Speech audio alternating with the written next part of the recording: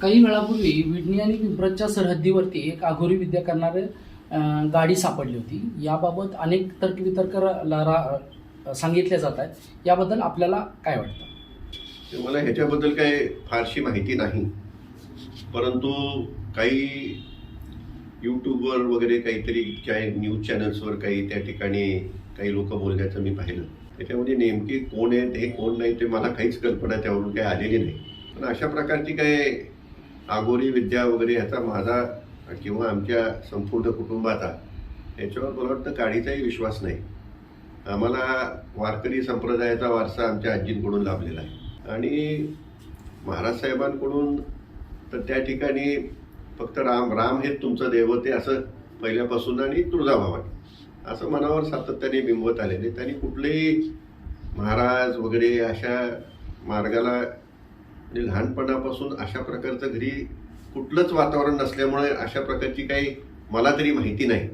पण त्या ठिकाणी अनावश्यक रामरायांचं नाव घेतल्याचं त्या ठिकाणी दिसून येत आहे आणि ते अत्यंत चुकीचं आहे. वास्तविक कुणीही बोलवले का बोलवले आणि मग ही सर्व मंडळी तिथं काय पळत पळत गेली. त्या ठिकाणी माझी खासदारही दिसत आहेत. ते का तिथं पळत पळत गेली ह्याचं काय कोडं मला काही उलगडलं नाही.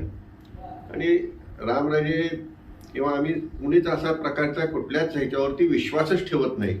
त्यामुळं लाभाकरता करायचा दुसऱ्याच्या तोट्याकरता करायचा हा त्या ठिकाणी प्रश्नच येत नाही. 17 जानेवारी 2025 रोजी विडणीमध्ये असाच एक आघोरी प्रकार घडला होता. छिन्नविच्छिन्न परिस्थितीमध्ये एक शव सापडलं होतं तिथं. त्याचा अजूनही अद्यापही तपास लागलेला नाही पोलिसांकडून.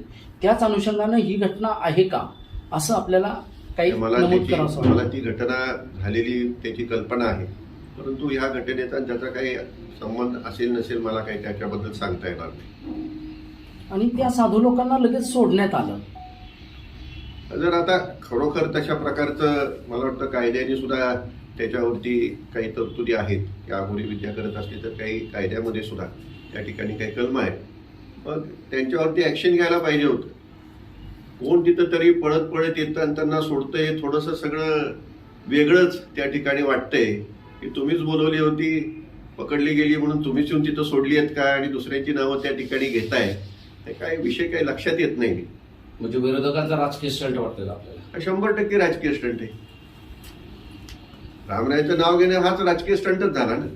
त्या ठिकाणी ती गाडी ती तुम्ही त्या ठिकाणी जाताय, माझी खासदार त्या ठिकाणी जात आहेत, त्या ठिकाणी मोठ्या मनाने गाडी सोडून देत आहेत.